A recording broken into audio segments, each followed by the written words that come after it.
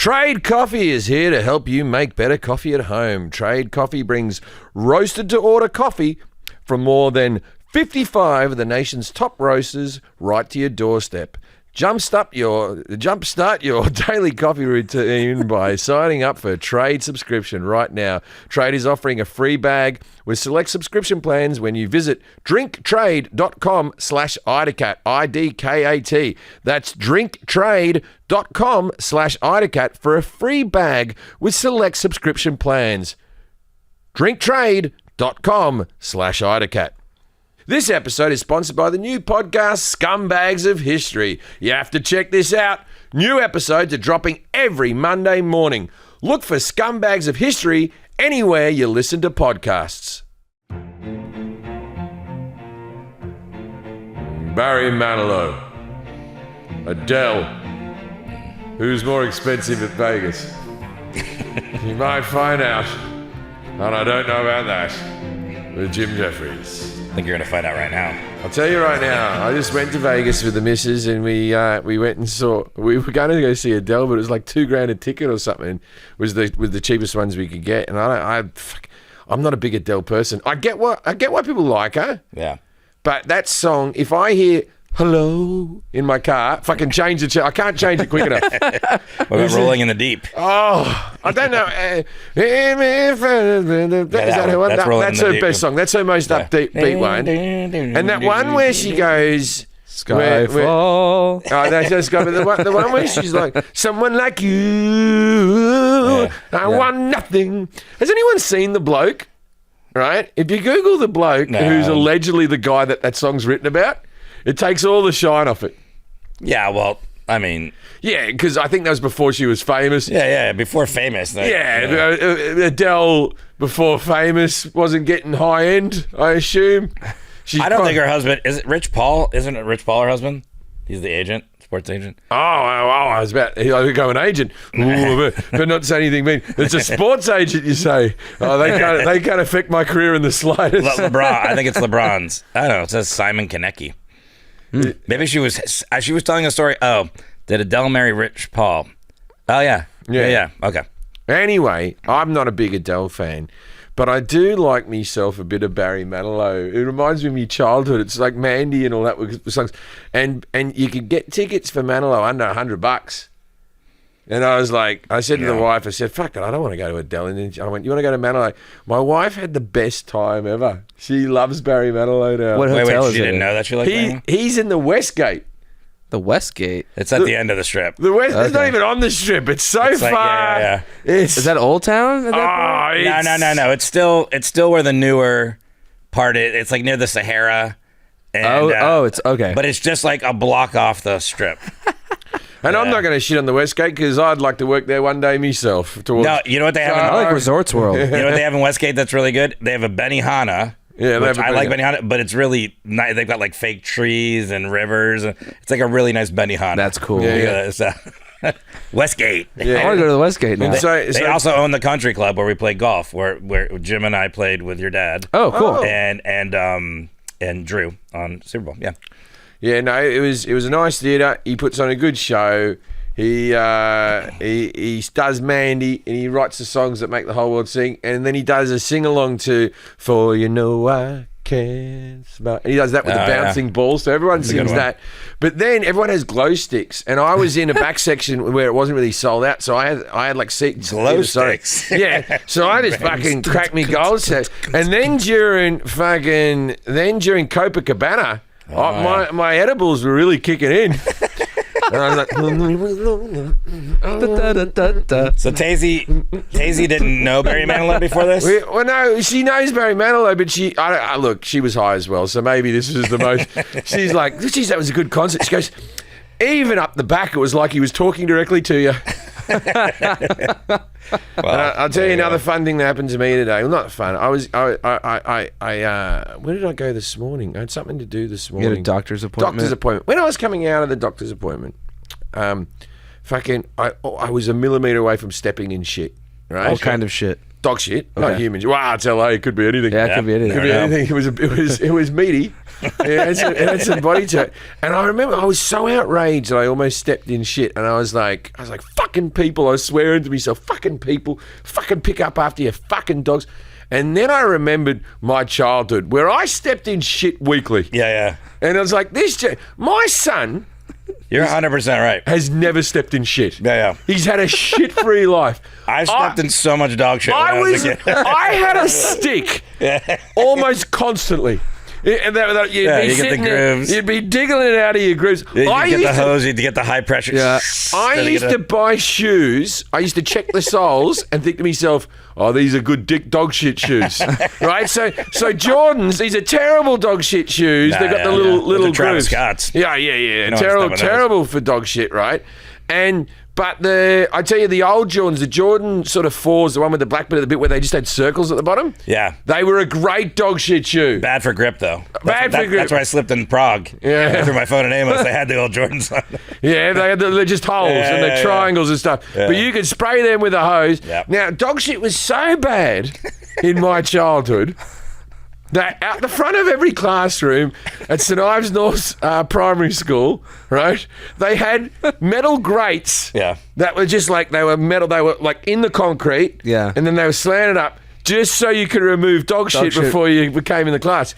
Society hadn't got to the moment where we thought, don't leave the dog shit there. Maybe pick it up. And people still do once in a while, obviously. But the neighborhood I live in has so many fucking dogs, and I'll only see a pile every once in a while. But I would step in dog shit. I would estimate 10 to 12 times a year, easily. I've slipped in dog shit where it's gone up my leg like a fucking banana peel in a slapstick comedy.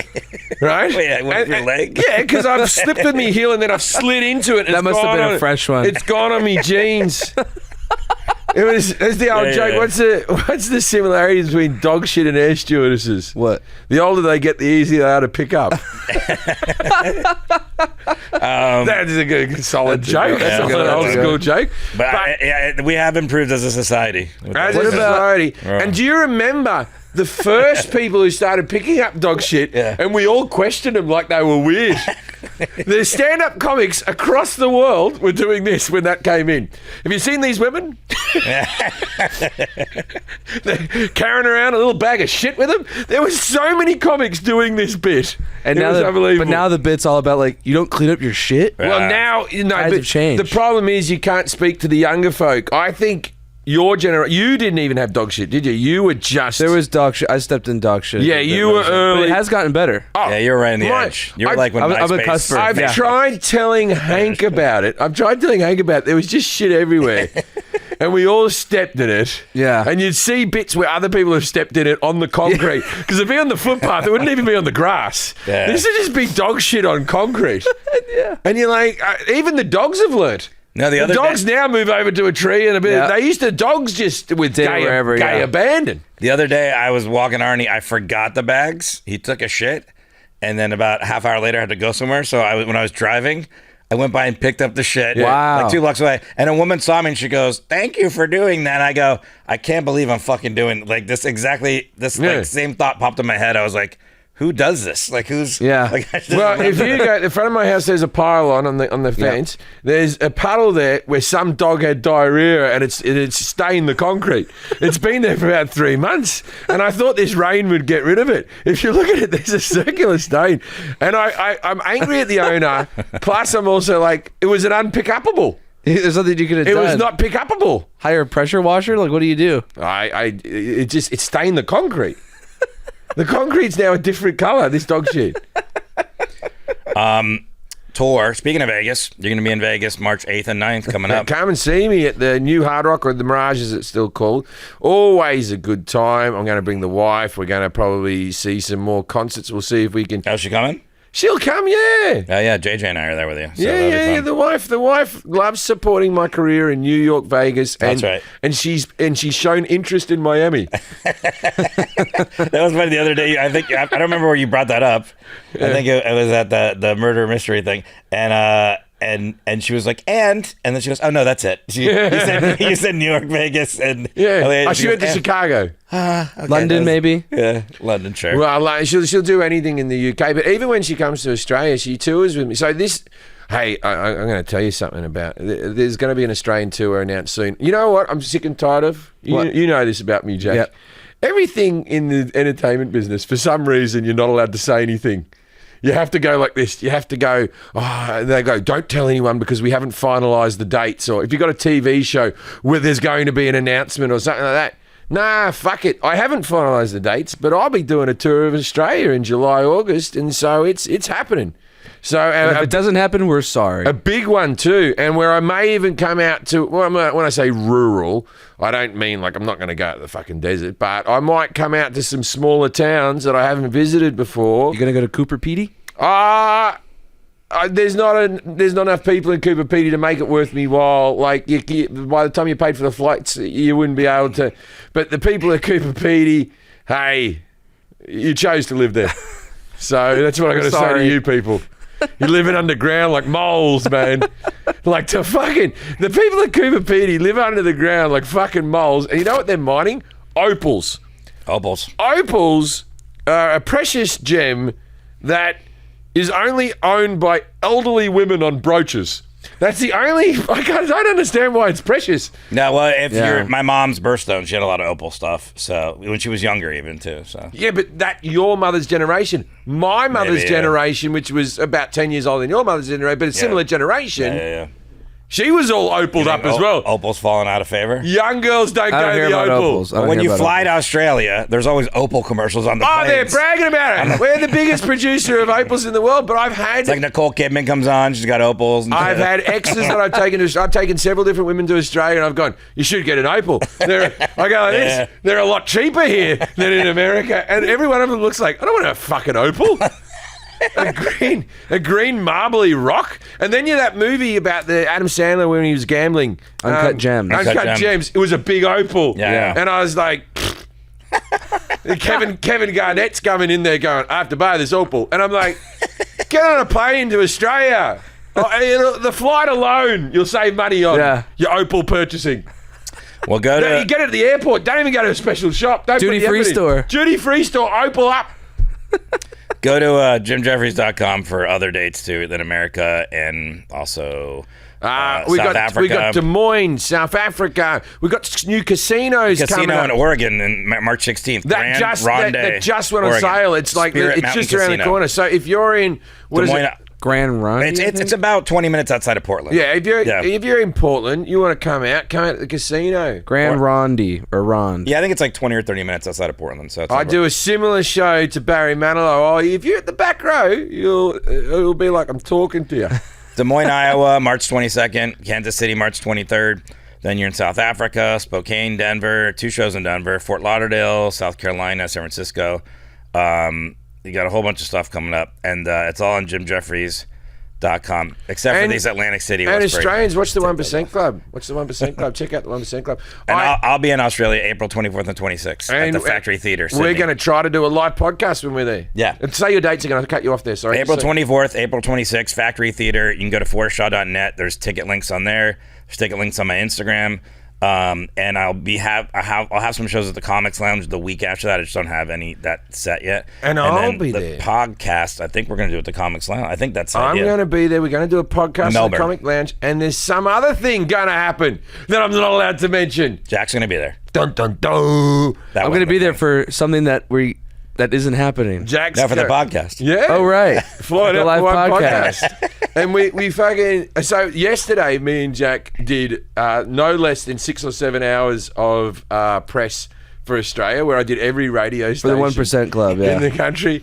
And I must have gotten bored because some of the radio I was just lying, just like I'd get on the air and then they'd go, so what's things like? And I just said, I was having sex with Kylie Minogue. I've been dating her for years. You did this. We were in Europe, I want to say. Yeah. Remember this? No. There was one night where you had to do. We were on some long leg of like show country, and then you had to do press, and you're like, and then you came there. So me and Amos sat in your living room, I remember, and you did similar thing where it was like you were dating Judi Dench or something. I don't even remember stuff. And people just believe you. Yeah, and you were just like making stuff up, and people were like, "Whoa, cool, yeah."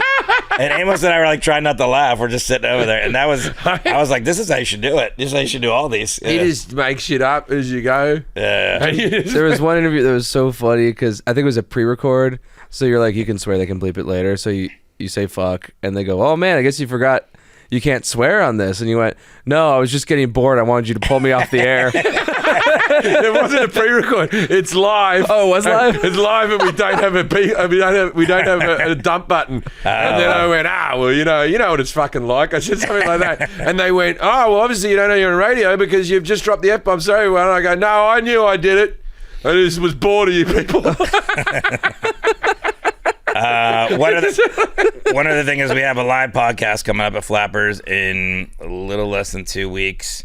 I believe it's March 5th. Yep. March 5th. March 5th. We have a live podcast at Flappers. What, like in a week?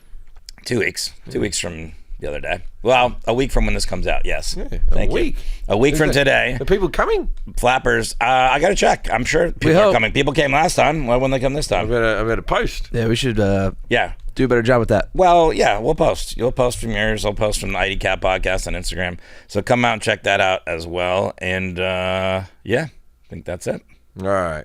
All right, now let's meet our guest, John Wynn. Hello, John Wynn. Well, I know John Wynn, but I don't know what he's here to talk about. So now it's time to play. Yes, though. Yes, though. Yes, though. Yes, though. Judging a book by its cover.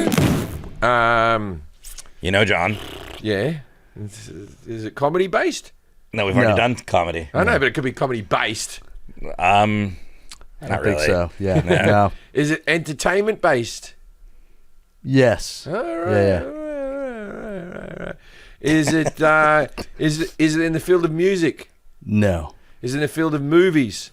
Yes. Is it a particular movie? No. Is it a genre of movies? No. Is it about a certain job in the movies? Nope. This is exciting. Is it about watching movies? Sort of. Yeah. Sure. It's movie, and you're missing another word. Cinema. Movie cinema. Yeah. Movie blank. Trailers. Popcorn. Like, Pornography. what's that? Lots of pornography. You're not seeing. Look at the forest. Not that forest. You're looking too narrow. Movie trees. Movie trees. That's it. It's the history of movies. His Movie trees. history. His Movie trees. history. His trees. His trees and movies. a movie. Although I call it history. You Awesome. do? I've Yeah. never heard you say that. I do. I don't call it history. I try to work. He's very progressive. Very it's progressive. Yeah, herstory. very woke. Herstory for me now. Your little thing's coming off. Your little cover there. You slide it on there. It's bothering me. I can see the holes. Oh, it doesn't matter. No, don't do that. Oh, do you have that thing with the gotta- holes? I want to raw dog it. No, I don't have that thing with the holes. I just have You my know that. CD. Okay. So, History of movies. movie history. John Wynn, John Wynn, who I've known a long time, and I just fucked his name up. Yeah. John Wynn is a filmmaker who's also a stand-up comic. Yeah. He is also a tenured professor at Los Angeles Mission College I never knew that. That's right. Yeah. Fucking in the professor. multimedia and cinema discipline, teaching film history and production courses. You can find information about him at johnwyncomedy.com and find him on Instagram at Funny Asian Comic. John is really funny, so you should go check him out. Wasn't he and see also him do the a show. puppet in the ventriloquist episode? Oh yeah, you used Oh, my that's right. puppet. That's that right. was actually it was a puppet of John. It was a puppet of John that we used. That's right. 2 It was episodes very ago. accurate. Although John's real asshole clamps around my arm a lot tighter. But it looks like another friend of Cam. of It's mostly the hair. of The Jack's. hair's It's so like floppy Cam. on It's the. so floppy, right? His hair's like. But Cam's Asian, right? Yep. Okay. Oh, there you that, go. that makes sense then, because when at first I was like, I don't know if you want to. Don't worry, he's Asian. We're in the clear, folks. Why are you making a face, dude? I'm very tolerant of Asians. I have a quarter one here that I take everywhere with me. Just a quarter. That's as far as you can quarter, go. that's as No far as more. I can Jack's go, a quarter Asian. Is that right? What part? What? Japanese. Oh, there you go. Can you tell? No, couldn't tell. Would have known. Technology? Yeah. Oh, there we go. All right, I'm going to ask Jim questions about movie history. Oh, yeah. You want to tell us a little bit more? I mean, you could talk about. Oh. I mean, you're a comic, obviously, Yeah. but Jim didn't even know you were a professor. Yeah. Film. I've been teaching about I think about 20 years now, on and off, and but I moved to LA this second go around to take a job teaching, and it's awesome. LA Missions and Silmar. And made films, made a web series with Forrest many years Labor ago. Days. He won an award for Best Actor, which was interesting. What do you mean interesting? I just did it. It's fascinating. That whole festival shut down. I just did a murder mystery party with Forrest, and I don't know how he won a Best Actor award. I'll tell you how. Because Did you do an accent? no, I did not do an accent. But I will tell you this. So I was sitting next to Arden Mirren, who's a very funny, good actress, actress, whatever you want. Yeah, that's what she does. And that was my first time meeting her. I didn't know her, and I was supposed to be a person that didn't like people, and they didn't like me, and so I just kind of did myself, but grumpier. And every time I was reading, I don't know if you heard. Nailed it. Every time I was reading, I don't know if you heard her. Everyone else knew me, but Arden would go, "No notes, great." Like she thought that I was doing. I don't think she knew that was like me, basically. Because she would say, "No notes, great," and she was like, Great "This is job. great," and everyone else was like, "Yeah, but it was okay. It was just Forrest doing a little bit extra." I think something upset Forrest today. Forrest was the murderer. Yeah, Right. nobody knew. But it was so obvious that he was the murderer that no one picked him because we were like, well, that's It can't be. It's too obvious. Because Yeah. what's meant to happen is meant to be the second or third most obvious person. That's how murderers go. Well, that's how they got you with the twist. I was clearly the murderer, and everyone's like, "Yeah, can't be." And plus, I was throwing everybody off. The murder mystery was like this: you have an alibi, you have an alibi, you have an alibi, you have an alibi. He doesn't have one. All right, next round.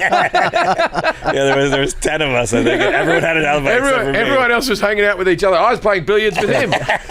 He's covered in blood. That's poison. It was poison. Yeah. Forrest's character was alone in the room with the murder victim. All right, 3 next hours. round. Can't be him. So I'm going to ask Jim a series of questions on movie history. At the end of him answering these questions, you're going to grade him on accuracy, 0 through 10. 10 is the best, John. And Jackson to grade him on confidence. I'm going to grade him on how hungry I am. We'll add these scores together. That was the first time he didn't laugh. Oh, he's laughing. Okay. He thinks it's hilarious every time. I don't know why it's so funny. We'll add all these scores together. If you score 21 through 30, Oscar, the trophy. De La Hoya, No, the Oscar, the trophy is what. 11 through 20, Oscar. the Grouch. No, the style for steak. Huh? Oh, yes, that's the crab with the Crab béarnaise. and lobster. Yeah. Probably number 1, actually. And then pretty cool. And then 0 through 10 is Oscar. The Grouch. You got it. Nice. Nice, yeah. Crushed it. What led to the development of motion pictures? Okay, so Why are you laughing? we've had actors for a long time. We've had them in stage production and stuff. The development of motion pictures would have been the development of the camera. Well, Would have been the thing that really would have been the first domino where people would have gone, this thing shoots things in motion. We should tell stories through this medium. I like your thinking here. Yeah. And so using the camera, someone invented a camera, and they're like, "We should make film with that." Yeah, I know. Okay, I'll tell you. It was blokes that played piano like this, and they went, "Wouldn't it be good if we had pictures to that?" It went the other way around. Reverse engineered, yeah. So yeah, the development of the camera. Good-looking people needed to do something.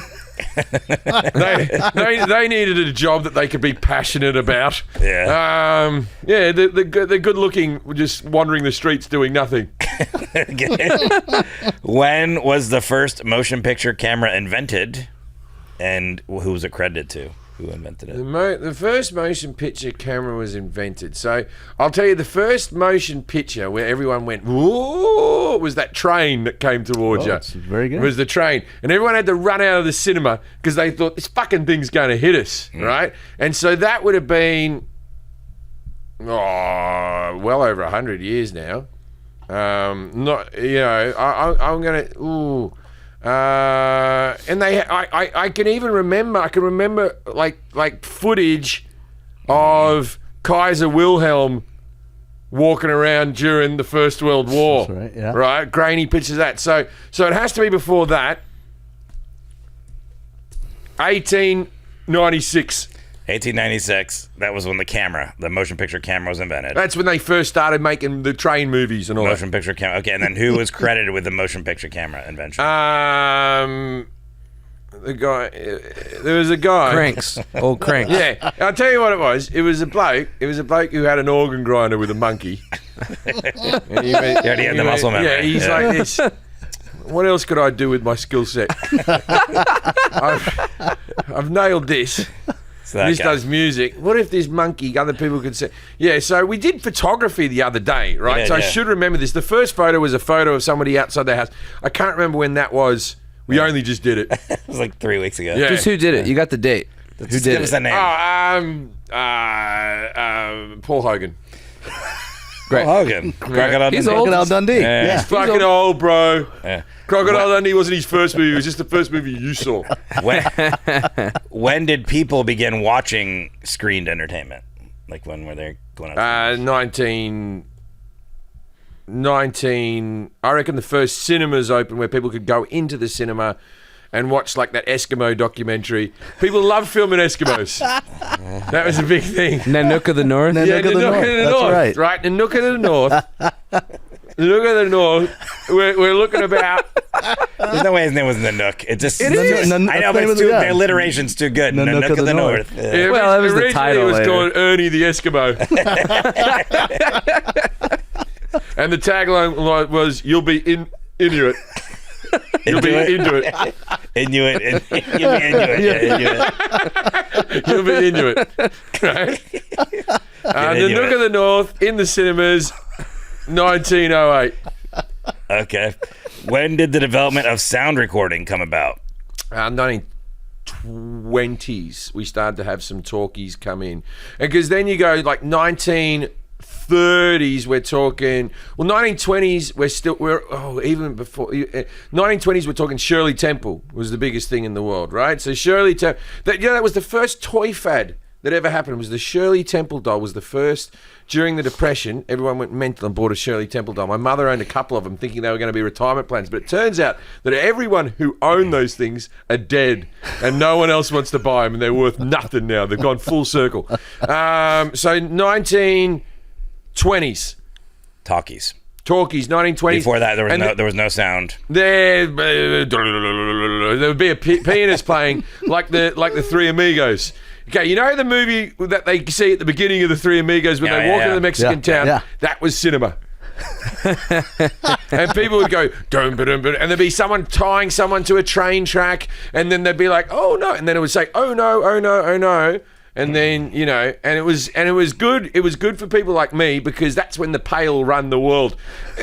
Soon after that, we were knocked off our throne. I won't tell you the exact year, but the Pale, Wait, but how does that relate to the? because we pinged on camera, Forrest. We pinged on camera. It wasn't called Black and Black. It was called Black and White.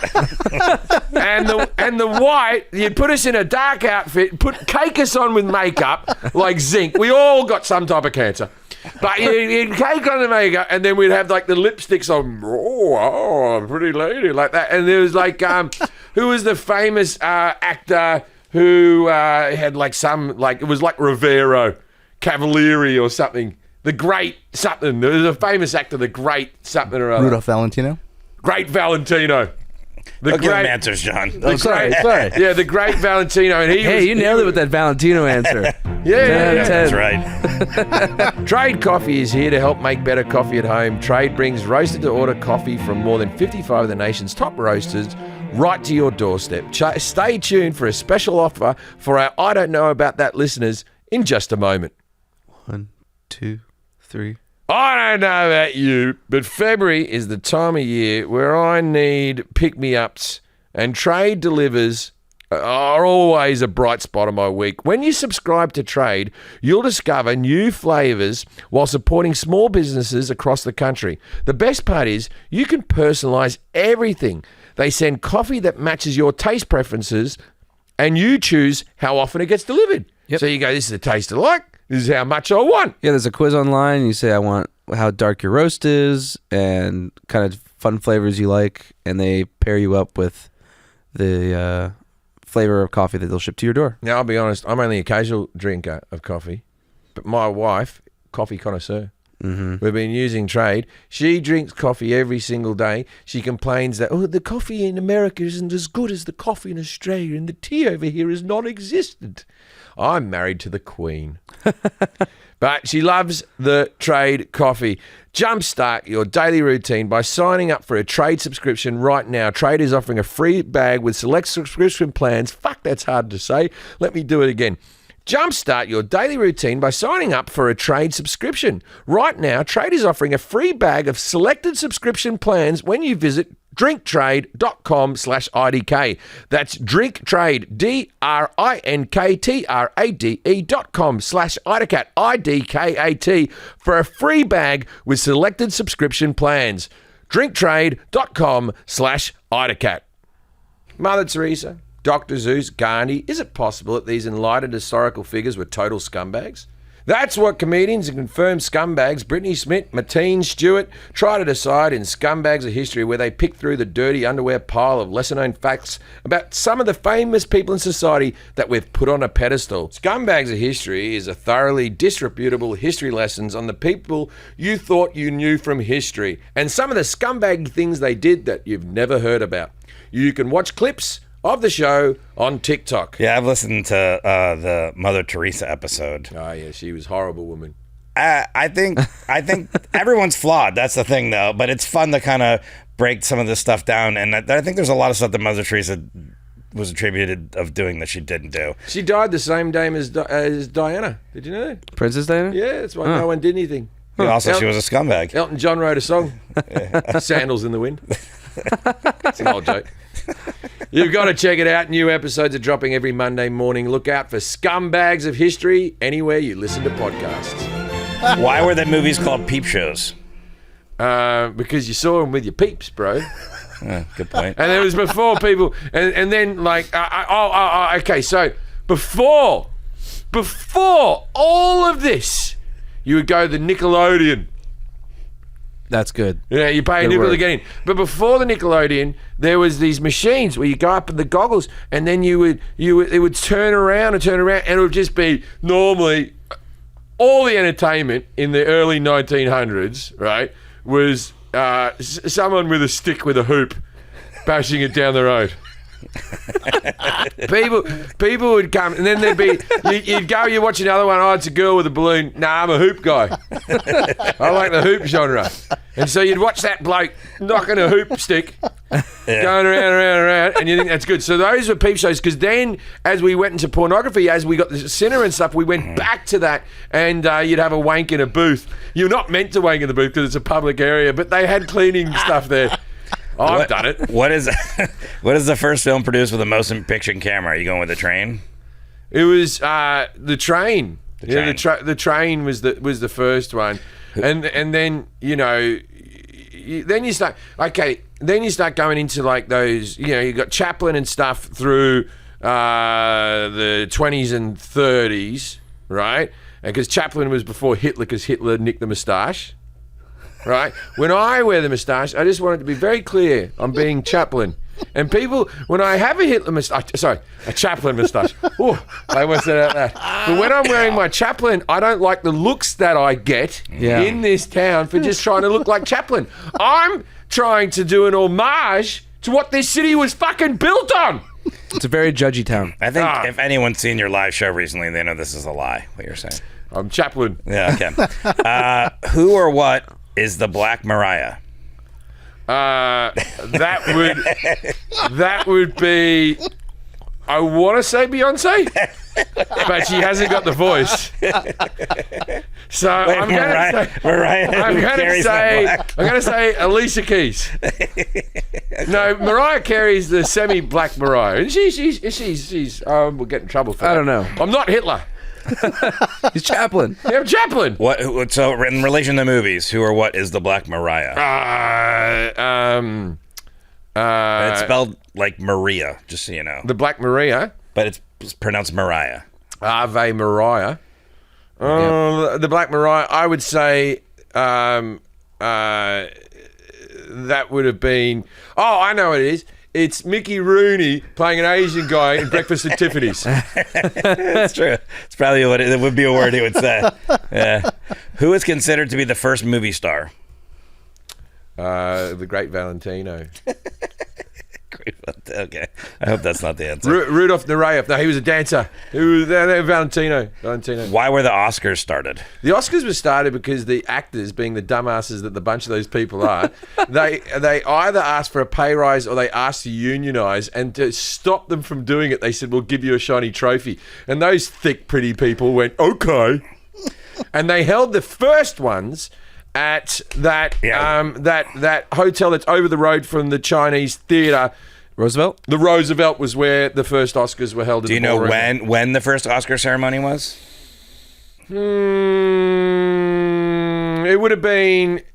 Look. So when did it was during talkies, and so Howard Hughes started making all those big movies that involved like they were big airplane. What about you can tell me?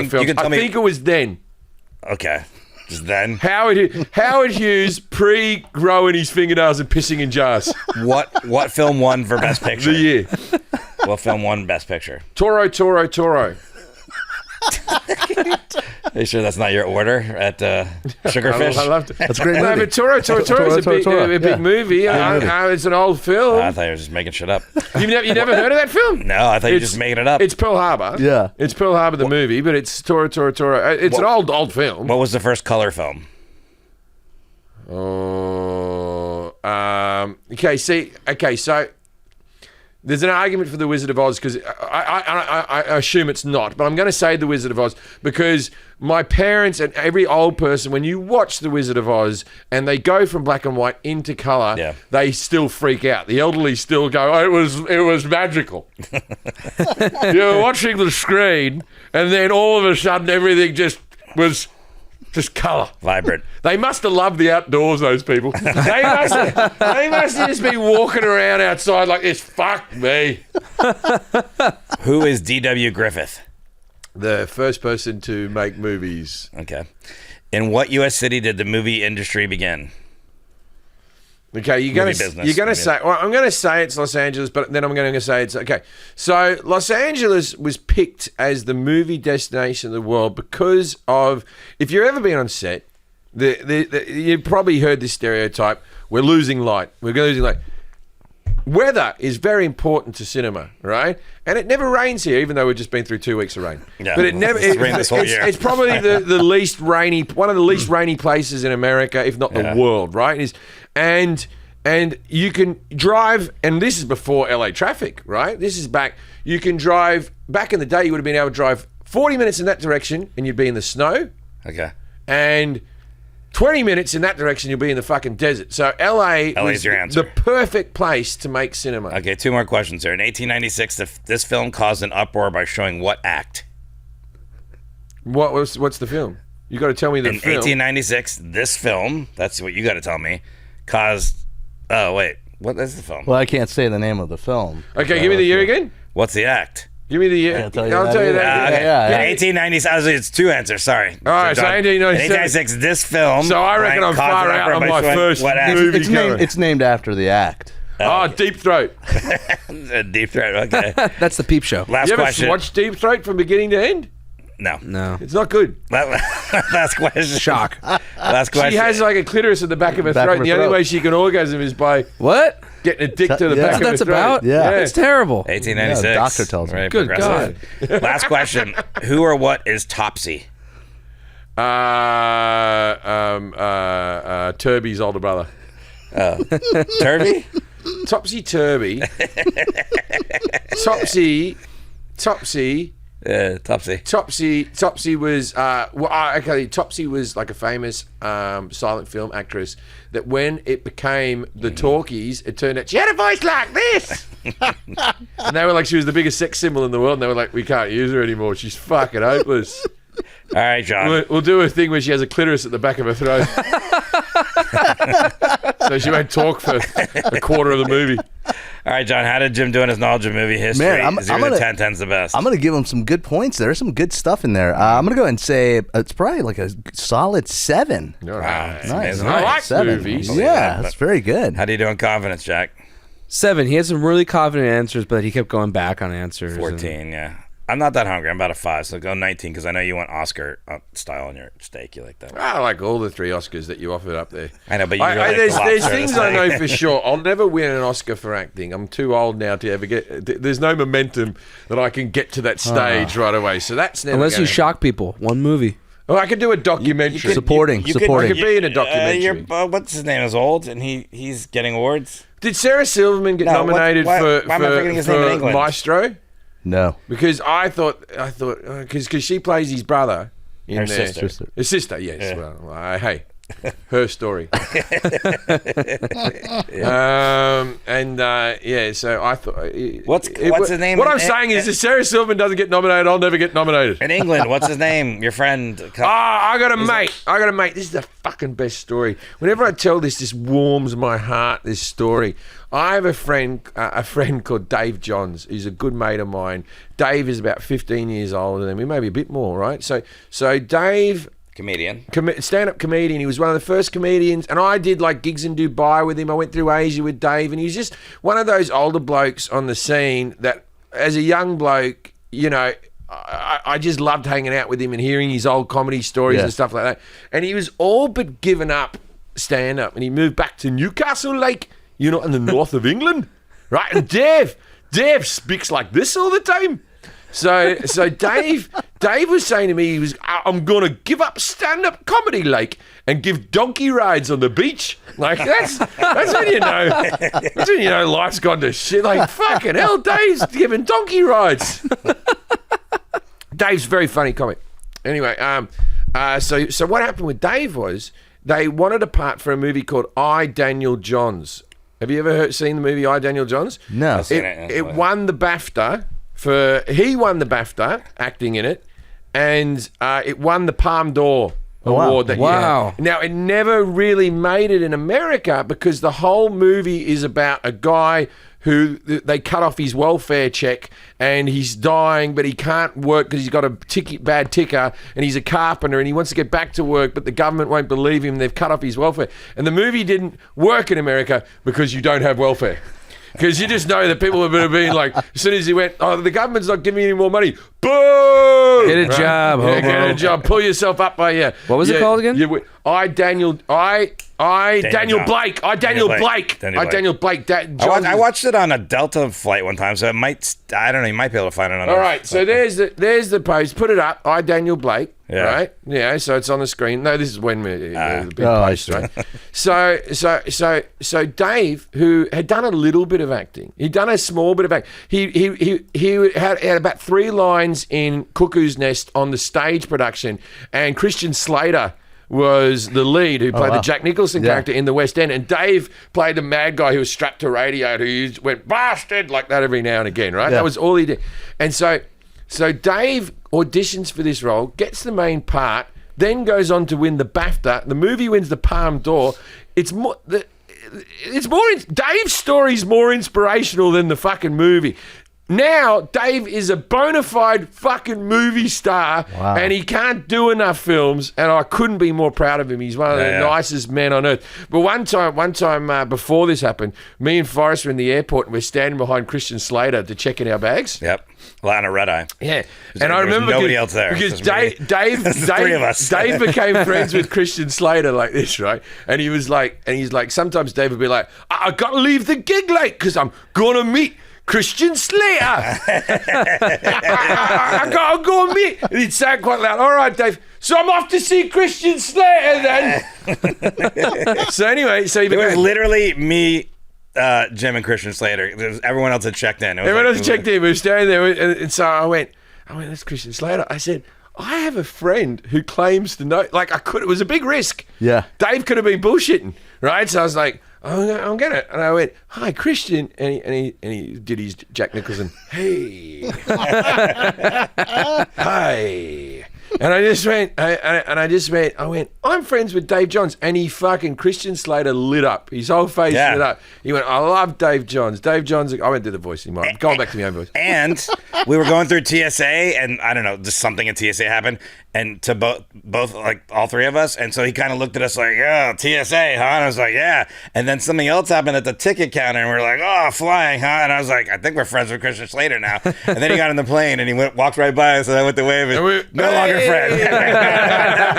Our friendship was over. I was like, "We're in. We're cool with the Christian." I know he was going to his wife's high school reunion. Yeah, he may not have been up for it. or girlfriend or wife in Minneapolis. Yeah. He was going to that because, like, when you're a famous movie star, and you got to go to your, because your girlfriend. He was also sitting in the back of the plane, so it was last minute. Like, I'm assuming he would fly first class normally. But he had to go to the back of the plane. But, yeah. I just got invited to my 30th year high school reunion, and I got sent an invite. Everyone looked dead nice, and I'm on a page now with all the people I went to school, and so I've started chatting to a few people that I haven't seen in 30 years. It's been quite nice. But there's something that's, because everyone's putting up photos of the last high school reunion from 20 years ago. I wasn't invited to that. It's not like I'm not an easy guy to find. Maybe. I don't think you had an assistant back then. Yeah, true that. And I think you probably got the emails. And I don't open 90% of my emails. Yeah. All right, let's start talking to John here. Sorry. What? No, we're good. What led to the development of motion pictures? Jim said the development of the camera. Blokes that play piano. That's true. I mean, that's true. That is true. That is not. That's why you got points for that. But the story is that there was a bet, a $25,000 bet. Leland Stanford. What, back in the 1800s? In the $25,000 bet. That's like $2 million. Absolutely. Right? Yeah. Okay. So Leland Stanford, land baron, railroad baron, governor of California, he claims that he sees a horse running at full speed and it looks like it's floating. The hooves leave the ground. Yeah. So he wants to prove it. That's the bet, right? He wants to prove it. So they make this $25,000 bet. And then a few years later, he meets this dude named Edward Muybridge, who's a British guy, photographer. And he has this idea that if you take a bunch of cameras and put them alongside the horse track, about 12 to 24 cameras, and they put a trigger, like a wire, across the track. When the horse runs through the track, it's going to trigger each camera. So in succession, you're going to get a bunch of photographs. And so it was pulling the... You got it. Would have been smoke coming up. Exactly. Yeah, right. Exactly, right? So in 1878, a lot of, they did it a little bit earlier than that, but in 1878, they did it in front of journalists. And they get these pictures, and they get the one image of the horse with its hooves off the ground. And Edward Muybridge starts taking this around the world, showing that he can capture motion. He can capture essentially animal motion. And then later he started taking like pictures of himself like swinging a hammer, but he was like naked. He was like a really weird dude. And so he would put these on a poster, like a poster board. And so he would go around and rent a space and put up these photographs to show that there was a way to capture motion, but there was no way to play it back yet. So I used to love as a kid when you get those little cartoon flicker books and you went... Right. Or if you did it yourself with a stick figure. That's exactly it, yeah. Had people already started doing that? So there were of course, there were animated things. You could draw the zoetrope, right? There's a thing you can spin and you could look through the little slits and it looks like it recreates motion or animation, if you will. But the idea of an actual live action photograph being captured wasn't until this idea came. So they called it serial photography. Did he win the bet? Yeah, but the story wasn't really floating. Bullshit. There's a photo of you can get a photo of me running where I'm flying. Yeah, right. Yeah. You know what I mean? That's just movement. Yeah. Right. But it's just the idea that they captured it without the hooves on, one hoof not on the ground. But the story is that they had to build these cameras. They didn't just go to Best Buy and buy them. They had to get him jumping over a fence. And after that, he went all the way up. That was in the 1870s, you said? It was 1870s, yeah, 1878. And so then they made the But that wasn't a video camera. That's just... It wasn't a film camera. That's what led to the development. What year did I say? Well, the next question is, when was the first motion picture camera invented? This is what led to it. Right. You said 1896 by Paul Hogan. That was a very good guess. It was a great guess. Not Crocodile Dundee, a different Paul Hogan. You thought he was floating. It's not that uncommon. You thought the crocodiles are floating. That's not a floating horse. All right. So 1891, it's called the kinetograph. It's the first in America. It's the first motion picture camera. And people are like this, can I get a graph? Nobody said that. And it was Edison. Thomas Edison is credited with it. Really his employee, right? But the story is that Edison met this Muybridge dude in New Jersey where they were looking at the pictures. He was looking at the pictures, right? He's like, you got it, Menlo Park. Things not moving. Yeah. Some Jersey fuck fucking upset with the camera. Yeah, so then he had the idea for how do you capture motion? How do you take enough pictures fast enough? And so he made his employee, this guy named W.K.L. Dixon, come up with the idea of it. So, But Edison gets credit. yeah, it's like Apple, man. It's like Steve Jobs, and you don't know who really made the iPod. When do you think those accents came in? I just thought about that. The New Jersey, New York, Boston those weren't always like that. Like Well, they're now. it's like, okay, so accent. So you got hey, what's the going Beatles on? have an accent, a Liverpudlian accent that no longer exists. It only exists in people over 60. Really? Yeah, because the Scouse accent now is a lot more fucking chippy and a lot more fucking. All right, calm down. there's What are more you doing? dopey. And their one was a lot more, just measured and down and just like this. We're going to go on the bus. Yeah. But how does that happen, you think? That just occurred to me when he said that. I'm like, well, that's not what New Jersey sounded back then. But at some point, people from New When did Jersey- we lose people who speak like this? When did those people stop existing? Well, that was all a Those ones forced that go- accent. That was Well, never I don't natural. know about that. I Mid-Atlantic. think there'd be people who talk like this all the time, Jack. That was just for the radio. Oh, no. So they sound clear. I tell you what, though, I do have a game show voice that's ever so slightly different. For the When I host a 1% game, club, you- I go, and now for the 50% question. You do that. when did people begin watching screened entertainment? Jim said 1908. 1908. Great guess. So I'm counting this weird thing. So this idea that people would go into a theater, not. What was the Paul Hogan answer? What year was that? How far out was I? Oh, I'm sorry. What was the year for? It was 1891. You're pretty And I close. said 1896. 96. You're not very bad. close. That's why. Yeah, very Yeah, close. but there's inventing something, and then there's perfecting something. Were they in the fucking shops? Because like time travel is already been. It's in my garage, but I haven't got a commercial. Yeah, just to get personal. Yeah, and I've only got one machine. I need two machines. Oh, it's a transporter. It's not a broken time right now, traveler. though. Yeah. I've got a transporter machine, but I've only built the one. You need So the other one. it's like the movie The Fly, Yeah. but I've only got the one. So I can't, and other people have to have them in their houses. It's like the guy with the first fax machine. It's like the guy who got the first fax machine, right? So the first fax machine, that cunt would have just been feeding paper. He's just through. waiting Yeah. forever. Did you get a fax machine yet? Nah. Yeah. And then he'd be saying things. He'd be like to his friends. He'd be like, it's like, when you have to wait and you hear this noise. And everyone's like, what the fuck are you talking about? Fax. What's that paper? They only use it at airports. So Yeah, I want to have paper in the machine that's like toilet paper, but it's thinner, and it's a big reel, and it's wider than toilet paper. It's thinner, Yeah. and then at the end, put a big pink stripe so you know it's almost over. So when did people begin watching screened entertainment? So really, the idea of it is like people would pay to see essentially slideshows in the 1700s. Oh, yeah. With a device called a magic lantern, which is like It's like those glasses you have where you go like that. That way. not really, no, but That's close- a good one. The though. idea, you put the disc in. the view. What is that? I Magic. forget what what those is are that? called. The Viewer. Viewmaster. Viewmaster. There you go. yeah. Viewmaster. Right. So they would go into a dark theater. This guy would travel around town with this projector that was used candlelight, and it was like a backwards telescope. And they would watch glass slides, like painted glass slides, about like this large. And they would have like little rudimentary animation, and the guy would stand there and just tell the story as it's going. And I think there is in Portland, there's still like a magic lantern museum, and they display that stuff. So the idea of audiences going into a theater watching this projected image was around since the 1750s is what they say, in America at least.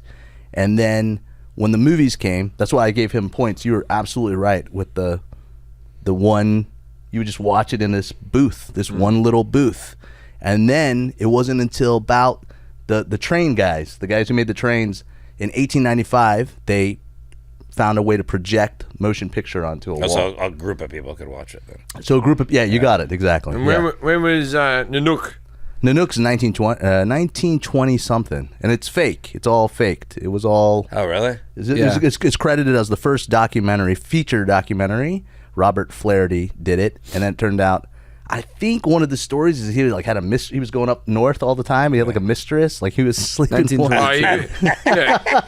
He's like, I'm doing this documentary. You gotta. Yeah. I gotta go back up and do the documentary. He was like having an affair with somebody, and it turned out to be all fake. But they didn't discover it until like I think the 50s. Back in the days, though, you could have an affair very easily. Yeah. Now it's very easy to get into an affair. Yeah. But it's very hard to keep one in social media. You get busted. Back in the day, you just go, all right, honey, I'm off to work for 3 weeks. And then you call from a payphone Yeah. once a month or something. Do you remember that Charles Kuralt, that show On the Road? Charles Kuralt? Yeah. Yeah, he had like a second family, third family. Oh, Charles Kuralt did? Yeah. Oh, I didn't know that. There was a comedian, I'm not going to say his name because it's his story to tell, but the comedian in Britain, and everyone knows who this comic is, but he had a family in London, right? This is before social media. He had a family in London and a family in Liverpool. So he had one up north and one down south, right? Like kids that were the same age and all that shit. And he Sounds was exhausting. And he had in Birmingham's the middle of the country, he had a storage unit that he used to stop off to put all of his fucking like a different baby seat and stuff like that, like to change out all the stuff in the car and different clothes and things. So he used to, and he was doing cocaine off CD cases as he was going up the fucking M6 or the M1. He said it was a very stressful time. No kidding. Yeah, I think so. And so he would say he'd do 2 weeks up north worth of gigs, and then he'd do 2 weeks down south, and he'd split his life, and then go to the. He must have called the wrong name once in a while. Well, the wife or the kids. Well, they both found out. They met each other, and one of them just went, "Oh, I'll still have you." Wow. Like that's a charming man. Wow, that's been really funny. That's a guy with a good sense of humor. When did the development of sound recording come about with relation to movies? Jim said 1920s, called the talkies. Yeah, he's right. 1920s is correct. It was between two different companies. It was recording sound on a disc or recording sound on a film. And so the first movie, feature film, 1927, The Jazz Singer. I didn't know that. Yeah, and it was improvised. That's why it was just meant to be songs originally. The year before, Warner Brothers had a movie called Don Juan, which was sound effects synchronized and music synchronized, but no talking. And they'd still use the cards that had the, Oh, so there's no script. They just... Well, so what happened in the Jazz Singer was they were just going to try synchronizing his singing. He was an actual jazz singer. So they were going to synchronize his actual singing, but then he started improvising, like talking in between the songs. And it wasn't really mic'd up, but they just left it into the movie. So they called it he started talking. So from the talkies to The Wizard of Oz, The Wizard of Oz is 1930, late 30. Okay. Yeah. Right. So from that, man, 1939, there was a whole heap. Gone with the Wind was another film. 1939, yeah. Yeah. So that was like a pivotal moment in cinematic history. It was that moment. Absolutely. So from the 1920s to then, so let's say a 15-year gap. Yeah. Everything happens. We go from black and white to color to voice to this. Well, I don't know about color. When was color? I've just said The Wizard of Oz. There's color. We can jump that. ahead. Is that when the color was? Well, so actually, there's two different processes of Technicolor. Technicolor, which was one where they used to paint the film, right? Well, so they did do that, and they were doing that actually in the 1910s. They would paint frames of the film, but it was very rudimentary. But then Technicolor came up with something called two-strip process, which means it took two different colors of film and would merge them together inside the camera, and it would create a very kind of a muted color.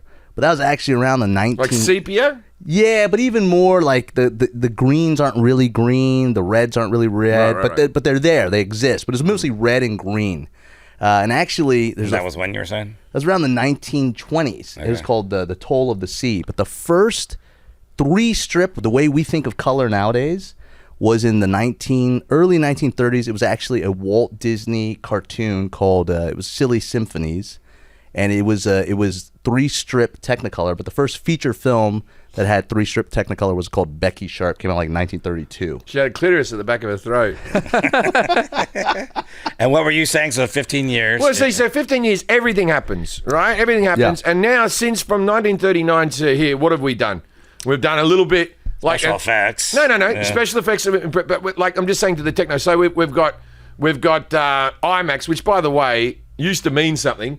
IMAX in the day used to mean you went to a big cinema. Yeah. Now you go, That's true. come and It's see it in Limax. IMAX. They call it Limax. Yeah, IMAX. that's right. There's only like 2 actual IMAX theaters in It Los used to Angeles. be real fucking thing. Yeah. Well, There's there's all two. these, There's all two. these different kinds too, right? There's like IMAX something, IMAX another. Like I don't Yeah. even know. There's all these. But my point is that everything in the creative arts that involves technology or whatever, you have this big lot of invention that goes, and then we stop for a while, and then we dick around with it. Curved TVs, remember that shit? Right. No one wants Yeah. a 3D TV at home. No one wants Yeah, it. no. Right. No one wants Right. it. We all got it. So music, for example. So from 1964, from Beatlemania to 1970, start of disco and all that sort of stuff. We created so many music genres in that 16 years. It's till 1979, right? In those 16 years, we went from the Beatles wanting to hold your hand to Black Sabbath, right? And we invented disco with synthesizers, rap music, all these different heavy metal. Everything happened in that time. And what's happened in the last 16 years of music? Nothing. Nothing. So what's your point? A song from 2009 to now doesn't fucking. There's no difference. You just don't listen to new music though. But there's nothing new. There might be new. There's no new instruments coming in. There's no new sounds. Once we built the synthesizer, we just did. What I'm saying with movies is, from the moment we really got to like, I don't know. I guess the special effects have improved. Lighting's Lots. completely But Technology, I would get rid of I don't know. CGI now. No CGI. Get fucking rid What of else it. is improved, John? Well, I mean, just the fact that we're shooting everything digitally is a pretty amazing thing. I mean, Oh, that's access. good. I like the old cutting with the guy that Yeah. displays George Lazenby played my father in a sitcom, and George, who was James Bond. James Bond, right. You would know. I But I'm remember just saying for yeah. So James Bond. So we were on set, and it was the first time he'd been on set for maybe 20 years. Like he hadn't been on anything. And he turns to me, they go, let's do it again, let's do it again, let's do it again. And he turns to me and goes, surely they've run out of film by now. That's awesome. That is crazy. He hadn't done anything. I had to tell fucking James Bond, no, it's just digital.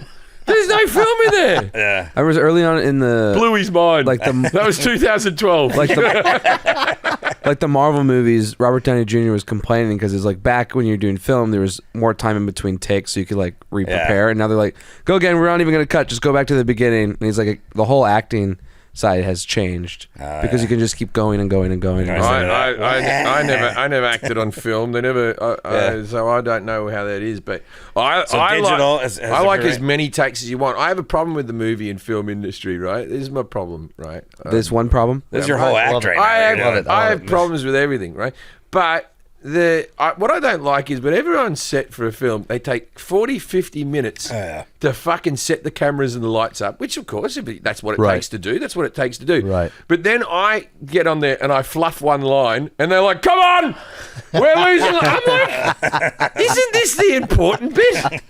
Yeah. And then I do 2 takes. All right, we've got it. I'd like to have one more. No, we've got it. And I know you've talked about this too. Also, leading up to it, it's like we have an idea, then we have a treatment, then we have a script. Oh, yeah. Then and it takes like a year. Yeah. And You're then in the and then development. right when you get to the casting part, let's go. I've been in pre-production for a movie since mid-COVID. Yeah. I'm not kidding. Wow. Where I still take meetings every now and again Yeah. about this movie And, that and may. they could say tomorrow we're shooting it next week. And if they go, Yeah. all right, let's go. We'll cast it in 2 days. The most important bit. Yeah. And it's like I watch my wife does so many auditions, and I'm just like, it's just like, oh, this is due. She'll get a phone call at like 5 p.m. Due tomorrow. Isn't this Why? important? Yeah. Isn't this an important bit? The actors, isn't that the thing? Yeah. So stupid. Momentum's a big deal in Hollywood. Yeah, you don't want to lose momentum. If Right. if projects sort of, because I had a sitcom and then COVID happens and then an executive leaves and Yeah. a thing, and they were all hot on this thing and then it just goes away. Yeah. That it's So I January. understand why Built you the set. Yeah, sets built Oh, at Universal shit. Studios. Wow. Completely 6 days out from filming. Oh my god. It was cast. Table, I sat when they did the table No read right way. there. Anthony Yeah. LaPaglia was playing me dad. Betsy Brandt. Oh, was in wow. it. Yeah. It was really sad. Never happened. Anyways, Oh, I dropped off a comic at Anthony LaPaglia's house. a comic. Yeah, you know What do you mean? Wayne Deacon. Wayne Deacon's mates with Anthony. Yeah, Yeah. Deeks was living at Anthony's house for a while. Yeah, Yeah, Deeks is an Australian fella. yeah. Wait, how did you drop him off? I was working with Ian Bagg, and he asked me if I could give him a ride to LA, and I go, yeah, man. So I dropped off at Anthony LaPaglia's house. That's hilarious. Yeah, that's It's all coming together. Full circle. Pags was meant to see me the other day in the casino in out Fantasy in Springs. Fantasy Springs. He rings me up and goes, "Can I have tickets for this gig?" He contacts me, and I went, "For sure." And then I sorted out. Him and his wife are coming, and I'm backstage, and I thought he might be in the audience. And I text him. I said, "Hey, Anthony." I said, "Anthony, why don't you come backstage?" And he goes, your show's not till Saturday. And I went, Saturday? It's not like, you know how people go, I thought it was tomorrow. He's like, it's not Saturday, is it? I rang him up. He goes, it's not Saturday. And he goes, it's Saturday. So I don't know what's happening with Anthony that weekend, but he didn't come to the show. No. I've done stuff like that. Yeah, but you're not a Not famous actor. Yeah, that's true. I'm not a famous actor. Your murder mystery party, I was. Me and Anthony, because he was going to play my dad, and he's only like 10 years older than me, but for the sake of cinema. And we started hanging out together and just getting high over at my house all the time during the end of COVID to build up our father-son rapport. Classic father-son energy. Our father-son rapport, yeah. Did you know he was Australian? Not until I dropped that guy off. I had no idea. Because when he told me he was playing his dad, I'm like, can he do an Australian accent? You're like, he's from Adelaide, right? He's from Adelaide, yeah. I was there. Yeah. His brother hosts Australian Survivor. Oh, wow. And he looks like Anthony, but he's jacked. Yeah, Anthony LaPaglia's brother. Like, gotta he's look like, that up. it's just like Anthony, but he's like really jacked. What were we talking about? Oh, advances, so digital and... Yeah, digital's a major advance, I think. And then, the idea of, they're trying to make everything like experiential. There we go. Just show you. this? There's Anthony LaPaglia. That's hilarious. Holy shit. He looks exactly the same really as him. ripped version. Yeah, So jacked. six pack. All right, let's go to this question. Why were the movies called peep shows? Did we talk about So it? you see him with your peeps. He was right, though, in the sense that they were called peep shows because they had the device called the kinetoscope, which Edison created as well, where you could watch one movie, one person at a time, and they had the goggles on them, and you had to go and kneel down, and they would sometimes have headphones, little earbuds, and you would watch it one person at a time. Why kneel down? They couldn't just build a stand. Well, it was high. You know what I mean? We didn't It have was- the technology. They did have to bend over. Yeah, it is weird. Like, it was like only go up to their like. I guess for kids waist. it was better or whatever. I guess, yeah. So, It's easier to have a wank on your knees. and then they would be. Nothing buckles. It would be pornography eventually. Sometimes it would be like erotic, films, and people would be watching this while they're waiting for a It was train. just a woman showing her ankle. Ankles, yeah. Yeah. I remember in film school we learned like at every step of like film development, porn was always it's always like, there. almost sometimes pushing the medium to like something else. Porn, it pushes. Okay, so we don't have good virtual reality movies. They haven't nailed it except for porn. Yeah. The other ones where they're like, you can watch sport like this. Have you ever done that? Where you're like, you'll be in the stadium and you're like, this is shit. That seems terrible. And then you put the porn on, you're like, good job, porn. Figured it out. What is the first film produced with a motion picture camera? Jim said the train one. Close. No, it's 1891, and it's called The Greeting. It's by W.K.L. Dixon. It's 3 seconds long. Just him taking his hat and just It was a vine. just switching it to his other hand. But they do believe there was a British film that came out 1 year before it that's kind of like lost. It's called Roundhay Garden, and the filmmaker who made it, his name is Louis LaPrince, and he had a design for another camera. And the story is that he was in New York, New Jersey area. He had that it's like kind of like that movie, The Prestige, spy. People, Edison might have been spying on him, and so this guy went back to Europe. In England, he filmed that film, and he was going to come to America with his blueprints for this camera, bring the camera, and try to get investors to invest in his camera. Guy disappeared. Never found him. Never found his body. Wow. His adult son, went like a couple days ahead, waited for him. Never found him. Edison killed him. He was surrounded by I'm not saying that. I'm not saying that. But that is one of the things. A lot of people don't know how. Edison got one of his guys. Yeah. Yeah. So a lot of people don't know how deep Edison was in the film. He essentially helped create the idea of the film industry. Like, he would put these movies in those boxes, those kinetoscopes. They'd lock them up, and then you would have to, if you had a storefront, you'd have to rent each one of those kinetoscopes, and then you'd send them back. He wouldn't send you the film. He'd just make you send another device, another booth. And he would sometimes put they'd put boxing matches. They'd put one round on each machine. So if you wanted to watch the whole fight, you'd have to pay a penny, nickel to watch each. You know what I mean? So he's really deep into making that money. So the movies always okay. So let's just jump forward a little bit with cinema. Okay, so you had that era of film where they were just like Elvis movies. Yeah. Right? Elvis movie. Same fucking movie every fucking Right, time. right. She sings 4 fucking songs. What's her name? Annette Berticello, whatever her name Yeah, is. Funicello and she was always doing things. Then you got Doris Day and Rock Hudson doing the same fucking movie. You got bloody Shirley Temple doing the same movie every single time. Marx And Brothers. When I was a kid, I was like, why do they keep making the same fucking movie? Yeah. And it's because it was in the cinema for a month and then it was gone. Yeah. What they believed Forever. Right. They That's right. believed forever. So it was like everyone just went to the movies to see their movie, and then there's the thing, and it's good. You knew what you were getting from an Elvis movie, and you knew what you were getting from a thing. And then when video came out, right, and they started like people had forgot that Shirley Temple existed. They put her on TV as a 70-year-old woman because they're all their videos were Right. so stuff. There must have been my point is there must have been filmmakers that were like, oh God, I made a lot of shit. That I only wanted to come out for a month. I've got work in my career that I'm like, Yeah. bloody well, internet. But it was it's like YouTube now, right? You could just put out shit. It's so disposable. That's what it was like in the 1900s. They would put out studio would put out a movie every week. And when I say a movie, 10 minutes, 10 minutes long. But they would just put it out every week, and people were just fucking learning how to make movies. They'd make mistakes. They didn't give a shit. They were just putting it out, and people loved it because they had no idea what it was. But the first few movies, so you're saying the Train movie, right? So that was by the Lumiere brothers. You were pretty close. It was 1895, 96 that came out, and they just did that kind of stuff. They would just film just real life. One of their first films is workers leaving their factory. That's what it's called. Workers leaving their factory. Riveting. Yeah, so they're called actualities. And just for a while, people were like, this is bullshit. For about 7 years, they were just like, this is dumb. This is stupid. I'm gonna say something really stupid. Before that, we obviously had the radio, right? So you're calling these actualities. Did we have audio documentaries, or are they what you call books? You know what I mean? Was that I don't know. I would think no, because I remember when books on maybe even on audio tape books came out, people are like, oh, it's a new thing. Okay, so Orson Welles' War of the Worlds, people believed it, Right? Because there was a radio announcement and they thought the aliens were coming and all that type of stuff, right? So did they ever have on the radio just?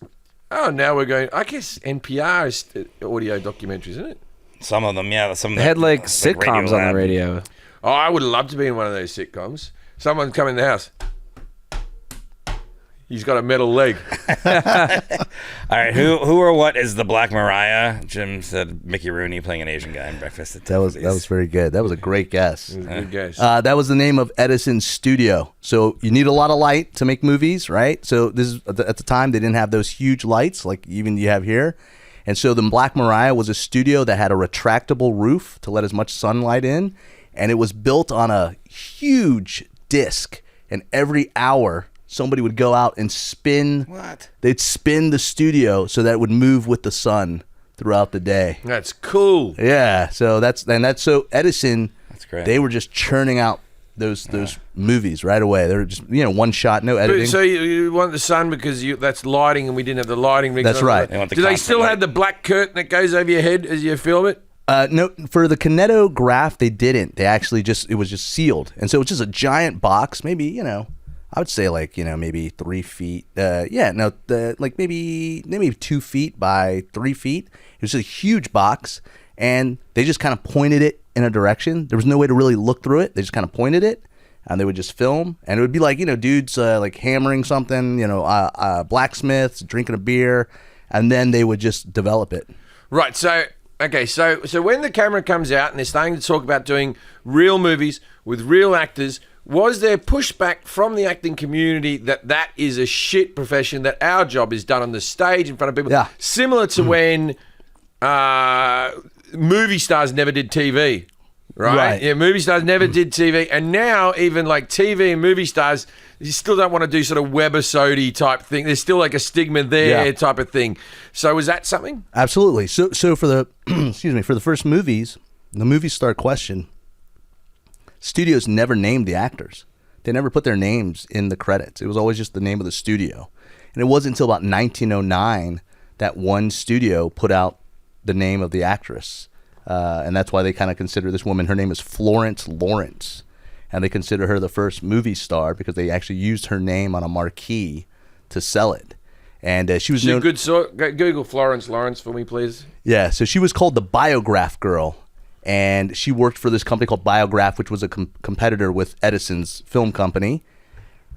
Really? Yeah. Lawrence? Yeah, she's Canadian, right? She had a chin you could tit fuck. So she became really famous as the Biograph Girl. People liked her, and they called her Biograph Girl. And then the guy who started Universal, his name's Carl Laemmle. He started a company called Imp, and her contract was ending with Biograph. He signs her and says, "Hey, I'm gonna use your name. This is a way to get her to sign with him. I'm gonna use your name." He's a small company, and then he puts out a news story that says the Biograph Girl got killed in a pedestrian train accident in New York City. And a couple months later, he puts out an article that says, I don't know who said that, but Florence Lawrence is her name, and she's going to be in this new movie called The Broken Oath. Oh, he did both those on purpose? Yeah, he did them both on purpose. So people would go like, publicity. oh, hey, yeah, exactly, man. So people would go see her, Is that what you did with your Malta article? Yeah. Well, I think with the credits, I'm in two minds about the credits because, whenever I've done something, I always like to see me name in the credits. I enjoyed it. But I think it's the only industry that we have to credit everyone constantly. Right. If you get a car, you don't get told that Frank did the leather in the seats and Sarah did the wheels and this person.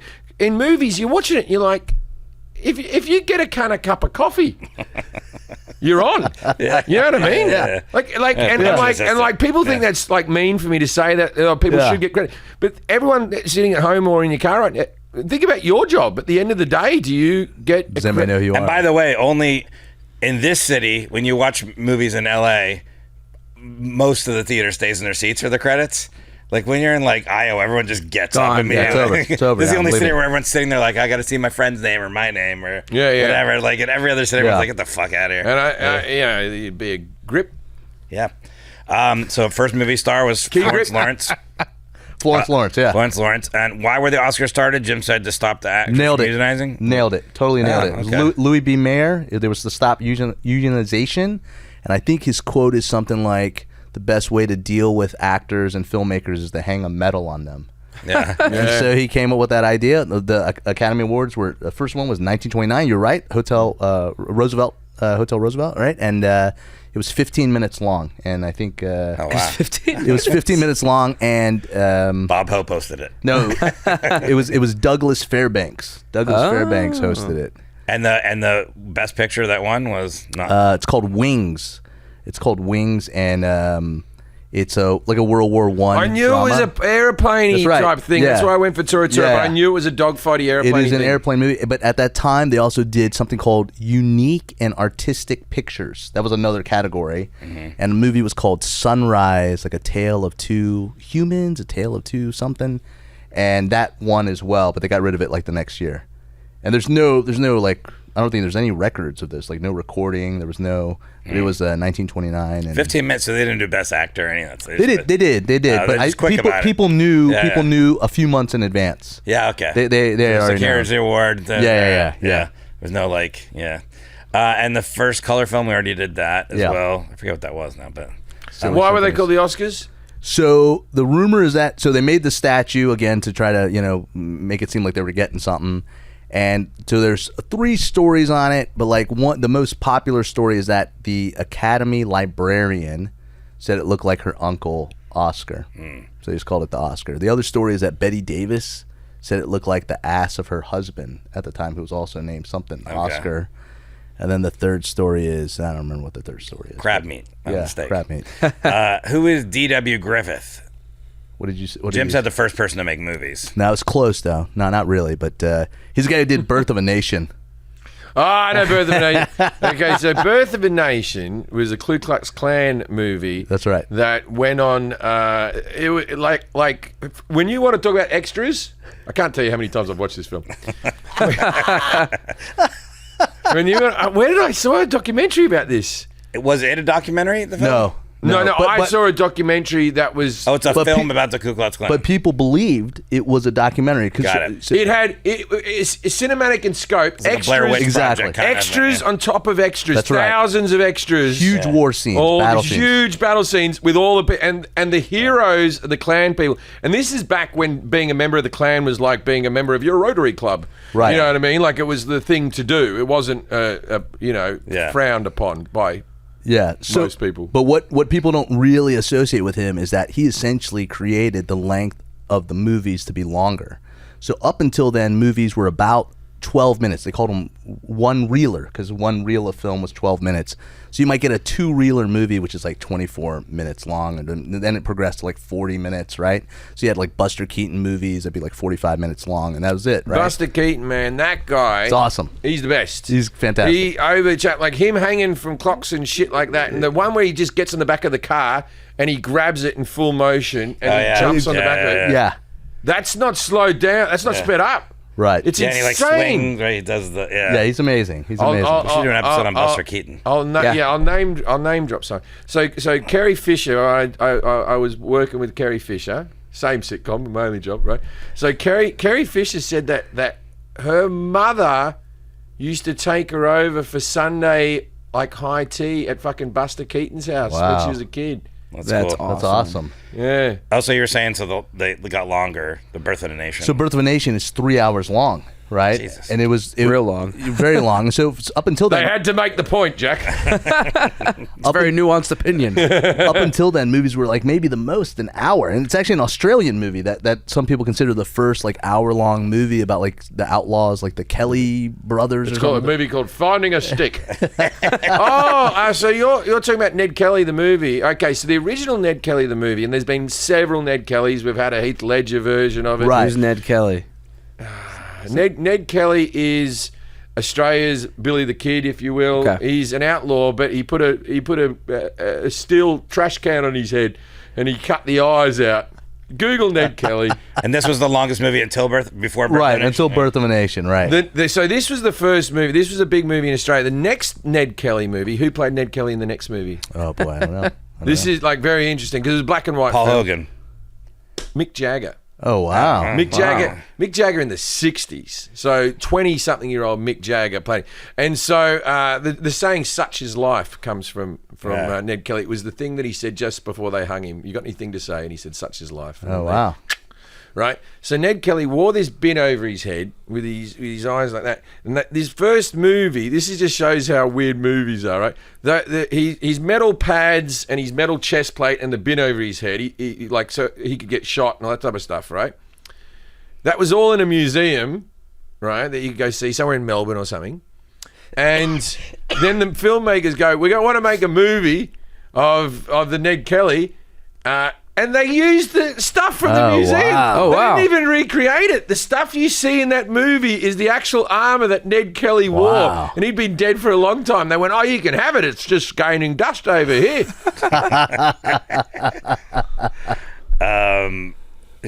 So D.W. Griffith, super long movie, and it was like back then it wasn't like you'd make like 1,000 prints of a movie. They would take it town to town, and it became like this event. And so people wanted to see it, and a lot of people didn't know at that time that also the NAACP existed and protested the movie. It's like 1915. They thought it was too long. Yeah, yeah.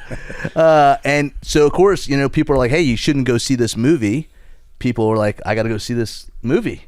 So it became very popular. It made like $10 million for that time. Yeah. Right. And So the that president of the time- United 3 States years. at the time said it's the greatest. Yeah, movie Woodrow ever made. Wilson. Yeah. It was the first movie screened at the White House, and yeah. Yeah. And what U.S. city did the movie business begin? Jim says L.A. Very great guess. That's one of the reasons why they moved. It started in a town called Fort Lee, New Jersey. Yeah, we're gonna make some movies. But one of the reasons why they left New Jersey was because Edison created this thing called the Trust, and it was essentially different companies involved in different parts of the film industry, like Kodak Eastman. I think you guys talked about that recently. Yeah. This guy who, like, anybody who had a patent on any element of filmmaking, he formed a group called the Trust, and he would just start suing the shit out of all of these producers who were making films. And he would say, hey, you have to license this from all of us to make movies. And so people would start buying cameras from overseas. They'd start building their own cameras, and they would hire the Trust would hire Pinkerton detectives. They'd go to their set. They'd bust up the cameras. They'd destroy the sets. So Edison's a piece of shit. I'm not saying that, but yeah. So He's like an asshole. people just What's that? What are you doing? the electricity. You got to take the good with the bad, man. That's true. Here we I know, are. he probably didn't Here we invent are it. talking into our microphone. You fucking turd. No, but he probably didn't even invent it. He probably killed the guy who invented it and stole it. Like, he Hey, did man, the it's camera. possible, right? Yeah. So then everybody, just independent producers, just said, so that Carl Laemmle, that was kind of a move to introduce a movie star, was to directly attack the Trust and say, hey, you guys don't really care about movies. We're trying to get the actors on our side, so actors will join us and make this, kind of all the artists will join together essentially. And all these producers just said, hey man, we're just leaving. But it was weather. Weather was a major factor, of course. Yeah. And they just said, we want to get away from this guy just spying on us and making us, watching us make movies. And so that's when there was this exodus, probably around post 1915. There was this exodus to California. Right, so the camera was invented. Where was it in Europe? The camera was the guy looking at his window somewhere in Europe, right? It was like France, I think it was. Belgium or France. Yeah, or I think it was someplace, right? it was a French name. Still photo. It was still photo, yeah. So that was invented there. And then, so you're saying the first long film was done in Australia. You were saying that maybe the first ever film was done in the UK. Right. Would you consider cinema to be an American art form? So I guess if you look at it from a business standpoint, Edison creating this, essentially the infrastructure of business still exists. You have the production company, you have the distribution company, and you have the exhibition company, right? Like, so in theory, right, we could go make our own movie as long as we find someone to help us sell that movie to a place to show the movie. That's essentially the industry that exists today, and that's what Edison did. So if you want to look at it from a purely corporate or just a financial standpoint, the movie business was invented in America. No. But he stole ideas from like a French doctor who had like a reel of film, who was taking pictures, and he took that idea of a reel of film and brought it to America and had his guy make it that way. I would argue that the movies are the reason that America is as famous as America is, because when you grow up in a different country, that's what we all know about America. That's why every actor can come over here and do an American accent, because we have it shoved down. If all you watched was Australian TV, you'd do a banging Australian accent as well. But no American does do that, because you don't watch Australian TV. Right. But the movies are the thing. Mickey Mouse to this, that, I believe that's what makes America and what makes it an appealing tourist destination. You can say it's engineering and this and inventions and all that type of stuff. Right. But as a foreigner, the movies was the thing that we always held up as the beacon of American culture. And McDonald's. We didn't get McDonald's in Australia until like the 80s, right? I remember there was a McDonald's that was a long way away, and it was McDonald's in Tarman, I believe, or whatever. But it was shaped like a train. Whoa. Like a train, and so it had those overhead luggage bits in the booth and everything. They tried to theme that McDonald's up, and I remember thinking that was a big bit. My mum ordered the food, my dad got all the straws and the napkins, and I had to go sit in the chair and make sure no one took our table. We had a system. Yeah. In 1896, this film caused an uproar by showing what act? It's called The Kiss. Oh, The Kiss. So it was a lynching, was it? So yeah, it was two people kissing. It was from a play that was being presented in New Jersey at the time. They invited them down to the Black Maria, and they just film. It's about maybe 20 seconds long. They just filmed them talking for a second. There's no sound. Tongue? No, it's not even. I don't even think it's barely Couple on the pecks. lips. Barely on the lips. Peck on the cheek. But people would they put it. It was like a major headline. This is obscene. They would draw. Somebody drew a picture of it because they wouldn't show it. You know, they wouldn't show the pictures of it. They drew a picture of it. And again, it just makes people go, "Oh, I really need to see this. I want to go see this movie." Everyone's pulling their cocks out in the cinema. I've just come from the soup line from the Great Depression, and now I go to see a kiss. Ooh. Who or what is Topsy? Is it Turvey's older brother? That was a great guess. But no, Topsy again. Back to Edison. It's an elephant that went wild in 1903, and the city of New York. It was at Coney Island. Was being developed, and they beat the shit out of this elephant, and then it kind of escaped and wreaked havoc, and the state said they're gonna execute the elephant by strangulation. They were gonna.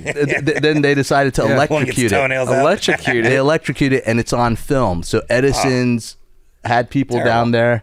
They filmed it. A lot of people said, "Hey, this is Edison trying to stand by it." Edison's an asshole. Yeah, he's trying to do and assholes can do good things. Yeah, there you go. Right. Electrocute. I invented electricity. Let's all of his mediums at once. I think you can find it on YouTube. I don't want to see that. It's called Electrocuting an Elephant, but it's terrible. Topsy the Elephant. I know. What a bummer to end. Well, I know we got one more thing here. This is the part of our show called Dinner Party Facts. We asked our great. expert to give us some facts, something obscure, interesting they can use to impress people about the subject. What do you got? All right. Edward Muybridge, the guy who helped develop motion picture. The horse guy? Horse guy, yeah. So in 1860, he had a massive stagecoach accident, had a massive head injury.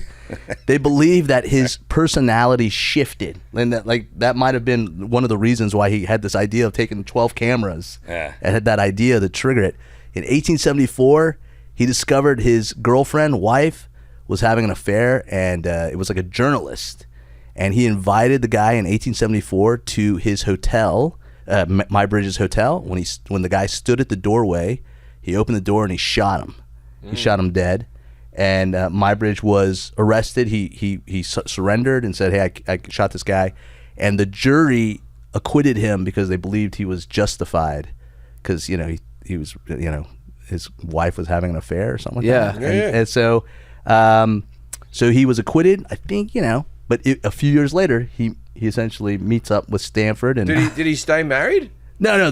So she died. She died a mysterious. Oh, this is before he invented the film. Yeah. So if they wouldn't have acquitted him, then exactly right. If they didn't acquit him, We didn't quit him. We would be 2 years behind with movies. Yeah. Who knows? I'd be watching the second Avatar like an idiot right now. I haven't seen that one. Exactly. Well, thanks for being here, John. Thanks for John having Wynn me. again. Very funny comic. Go see him, John Wynn. Go to johnwyncomedy.com for dates. His Instagram is @funnyasiancomic. Do you have any dates coming up? I'm going to be with Ian Bagg. We're going to be in March 1st and 2nd. We'll be in Vegas at Wise You double Guys. headlining. No. I open for him. Oh. Yeah. I feature for him. And yeah, he's been taking me a lot. It's been fun. So It'd be good to have a high-end opener. Fucking hell. Okay. I just got what you're saying. I was just like looking at what else we have to do here, and I was like, oh wait, you just insulted me. Okay. Cool. Yeah, that's it. awesome. All right, thank you, John. Yeah, you I bet. love Thanks. cinema. I've got one more question. Why did it take so fucking long? What? Okay, so in the 30s you got color. Yeah. But not a lot of people used it. Yeah, but was it just too expensive? So again, yeah. So the Beatles, 1964, we have A Hard Day's Night, black Yeah. and white. 1966, we have Help in color. Right. Was it just more expensive? So what happened was like you mentioned, Gone with the Wind, Wizard of Oz. It requires 3 rolls of film to get one image. So in that camera, that 3-strip process, it was a huge magazine. And so the film, they'd have to stack 3 rolls of film to get the equivalent of 1 roll of film, essentially. Yeah, one strip's red, one strip's green, one strip's red. Yeah. And then you merge it all together to get the full color. giant. So It's it was huge, huge. It was huge. So it's just, And then they made the Munchkins stand next to it. and so it's just very expensive to use. And then Technicolor in the 50s was accused of creating a monopoly. And essentially what they did was they'd make these deals, these really almost ironclad contracts with the studios that said, you have to use our crew, you have to use our camera, and you have to use somebody called a color consultant. and it would usually it was like the wife of the CEO. They have that now on TV in this country. It's called the HR department. And so that was it. So that was the reason why people didn't use film until the emergence of television, competing with the cinema industry, and so they decided to make it cheaper. All right. I had to ask that. It was important to me. Yeah. Hey, John, that was excellent, man. I love cinema. That was a good one. Ladies and gentlemen, if you're ever at a party and someone comes up to you and goes, the first ever movie was Deep Throat. Go, I don't know about that. And then walk away and then see if she's following you. Good night, Australia.